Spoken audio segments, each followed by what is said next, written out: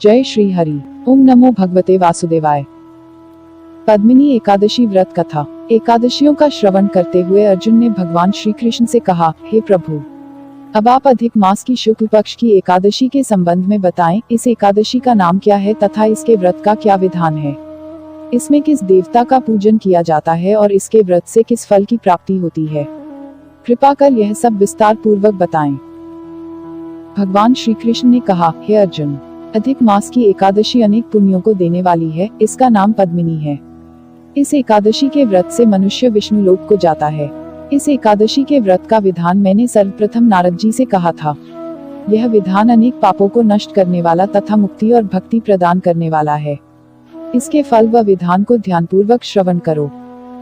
दशमी वाले दिन व्रत को प्रारंभ करना चाहिए। इस दिन कांसे के पात्र का किसी भी रूप में प्रयोग नहीं करना चाहिए तथा मांस, मसूर, चना, कोदो, शहद, शाक और पराया अन्न इन सब खाद्यों का त्याग कर देना चाहिए। इस दिन हविष्य भोजन करना चाहिए और नमक नहीं खाना चाहिए। दशमी की रात्रि को भूमि पर शयन करना चाहिए और ब्रह्मचर्य पूर्वक रहना चाहिए। एकादशी के दिन प्रातः नित्य क्रिया से निवृत्त होकर दातुन करनी चाहिए और 12 बार कुल्ला करके पुण्य क्षेत्र में जाकर स्नान करना चाहिए। उस समय गोबर, मृत्तिका, तिल, कुश, आमल की चूर्ण से विधिपूर्वक स्नान करना चाहिए। स्नान करने से पहले शरीर पर मिट्टी लगाते हुए उसी से प्रार्थना करनी चाहिए, हे मृत्तिके, मैं तुमको प्रणाम करता हूँ। तुम्हारे स्पर्श से मेरा शरीर पवित्र हो। सभी औषधियों से पैदा हुई और पृथ्वी को पवित्र करने वाली तुम मुझे शुद्ध करो। ब्रह्मा के थूक से पैदा होने वाली तुम मेरे शरीर को स्पर्श कर मुझे पवित्र करो। हे शंख चक्र गदाधारी देवों के देव पुंडरीकाक्ष, आप मुझे स्नान के लिए आज्ञा दीजिए। इसके बाद वरुण मंत्र को जपकर पवित्र तीर्थों के अभाव में उनका स्मरण करते हुए किसी तालाब में स्नान करना चाहिए। स्नान करने के उपरांत स्वच्छ और सुंदर वस्त्र धारण करके तथा संध्या तर्पण करके मंदिर में जाकर प्रभु का पूजन करना चाहिए। स्वर्ण की राधा सहित कृष्ण भगवान की मूर्ति और पार्वती सहित महादेव जी की मूर्ति बनाकर पूजन करें। धान्य के ऊपर मिट्टी या तांबे का कुंभ रखना चाहिए। इस कुंभ को वस्त्र तथा गंध आदि से अलंकृत करके उसके मुंह पर तांबे, चांदी या सोने का पात्र रखना चाहिए। इस पात्र पर भगवान श्री हरि की मूर्ति रखकर धूप, दीप, नैवेद्य, पुष्प, केसर आदि से उनका पूजन करना चाहिए। इसके बाद भगवान के सम्मुख नृत्य व गायन आदि करना चाहिए। उस दिन पतित तथा रजस्वला स्त्री को स्पर्श नहीं करना चाहिए। भक्तजनों के साथ प्रभु के सामने पुराण की कथा सुननी चाहिए। अधिक लौंत मास की शुक्ल पक्ष की पद्मिनी एकादशी का व्रत निर्जल रहकर करना चाहिए। यदि मनुष्य में निराहार रहने की शक्ति न हो तो उसे जलपान या अल्पाहार से व्रत करना चाहिए। रात्रि में जागरण करके नृत्य तथा गायन करके प्रभु का स्मरण करते रहना चाहिए। प्रति पहर मनुष्य को भगवान श्री हरि या शंकर जी का पूजन करना चाहिए। पहले पहर में भगवान को नारियल, दूसरे पहर में बिल्व फल व तीसरे पहर में सीताफल और चौथे पहर में सुपारी, नारंगी अर्पण करना चाहिए। इससे पहले पहर में अग्नि होम का, दूसरे में वाजपेय यज्ञ का, तीसरे में अश्वमेध यज्ञ का और चौथे में राजसूय यज्ञ का फल मिलता है। इस व्रत से बढ़कर संसार में कोई यज्ञ, तप, दान या पुण्य नहीं है। एकादशी का व्रत करने वाले मनुष्य को सभी तीर्थों और यज्ञों का फल प्राप्त हो जाता है। इस प्रकार से सूर्योदय तक जागरण करना चाहिए और स्नान करके ब्राह्मणों को भोजन कराना चाहिए। सभी पदार्थ भगवान की मूर्ति सहित ब्राह्मणों को देने चाहिए। इस तरह जो मनुष्य विधान पूर्वक प्रभु का पूजन तथा व्रत करते हैं उनका जन्म सफल हो जाता है और वे इहलोक में अनेक सुखों को भोग कर अंत में विष्णु लोक को जाते हैं। पद्मिनी एकादशी महात्म्य कथा। हे अर्जुन, मैंने तुम्हें एकादशी व्रत का पूरा विधान बता दिया। अब जो पद्मिनी एकादशी का भक्तिपूर्वक व्रत कर चुके हैं उनकी कथा को कहता हूँ, ध्यान पूर्वक श्रवण करो। यह सुंदर कथा महर्षि पुलस्त्य ने नारद जी से कही थी। एक बार कार्तवीर्य ने रावण को अपने बंदी गृह में बंद कर लिया। उसे महर्षि पुलस्त्य ने कार्तवीर्य से विनय करके छुड़ाया। इस घटना को सुनकर नारद जी ने महर्षि पुलस्त्य से पूछा, हे महर्षि, इस मायावी रावण को, जिसने सभी देवताओं सहित इंद्र को जीत लिया था, कार्तवीर्य ने उसे किस प्रकार जीता? कृपा कर मुझे विस्तार पूर्वक बताए। महर्षि पुलस्त्य ने कहा, हे नारद, आप पहले कार्तवीर्य की उत्पत्ति की कथा सुनो। त्रेता युग में महिष्मती नामक नगरी में कृतवीर्य नाम का एक राजा राज्य करता था।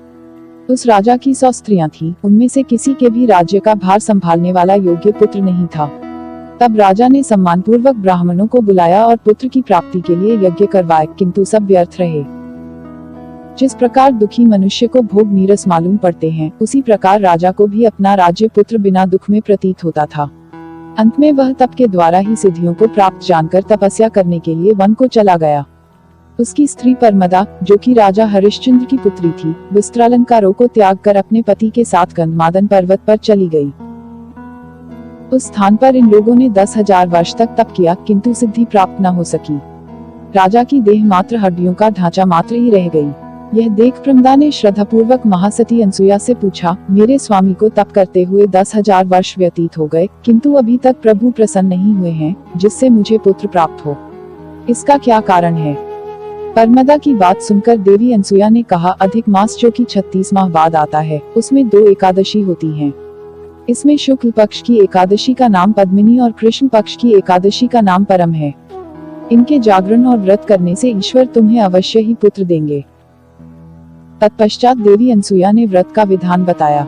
रानी परमदा ने देवी अनसुया की बतलाई विधि के अनुसार एकादशी का व्रत और रात्रि में जागरण किया। इससे भगवान विष्णु उस पर बहुत प्रसन्न हुए और वरदान मांगने को कहा।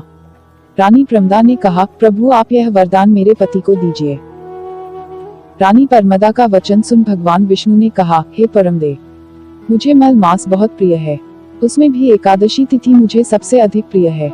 इस एकादशी का व्रत तथा रात्रि जागरण तुमने विधान पूर्वक किया, इसलिए मैं तुम पर अति प्रसन्न हूँ। इतना कहकर भगवान विष्णु ने राजा से कहा, हे राजन, तुम अपना इच्छित वर मांगो, क्योंकि तुम्हारी स्त्री ने मुझे प्रसन्न किया है। भगवान की अमृतवाणी सुन राजा ने कहा, हे प्रभु, आप मुझे सबसे उत्तम, सबके द्वारा पूजित तथा आपके अतिरिक्त देव, असुर, मनुष्य आदि से अजेय पुत्र दीजिए। राजा को इच्छित वर देकर प्रभु अंतर्धान हो गए। तदुपरांत दोनों अपने राज्य को वापस आ गए। इन्हीं के यहाँ समय आने पर कार्तवीर्य उत्पन्न हुए थे। यह भगवान श्रीहरि के अतिरिक्त सबसे अजेय थे। कार्तवीर्य ने रावण को जीत लिया था। यह सब पद्मिनी एकादशी के व्रत का प्रभाव था। इतना वृतांत सुनाने के उपरांत महर्षि पुलस्त्य वहाँ से चले गए। श्री कृष्ण ने कहा, हे कुंती पुत्र, यह मैंने अधिक मास के शुक्ल पक्ष की एकादशी का व्रत कहा है। जो मनुष्य इस व्रत को करता है, वह विष्णुलोक को जाता है। सूत जी ने कहा, हे ऋषि श्रेष्ठों, जो आपने जानना चाहा था, सो मैंने कह दिया। अब आप क्या जानना चाहते हैं? जो मनुष्य इस व्रत कथा को सुनेंगे, वे स्वर्गलोक के अधिकारी हो जाएंगे। तथा सार, ईश्वर सर्वतः हैं। वे दुष्प्राप्य वस्तुओं को भी देने में समर्थ हैं, परंतु प्रभु को प्रसन्न करके अपनी इच्छित वस्तु प्राप्त करने का मार्ग मनुष्य को जानना चाहिए। पद्मिनी एकादशी प्रभु की प्रिय तिथि है। जब तप से भी ज्यादा प्रभावशाली इसका व्रत मनुष्य को दुष्प्राप्य वस्तुओं को भी प्राप्त करा देता है। जय श्री हरि, जय श्री हरि, जय श्री हरि।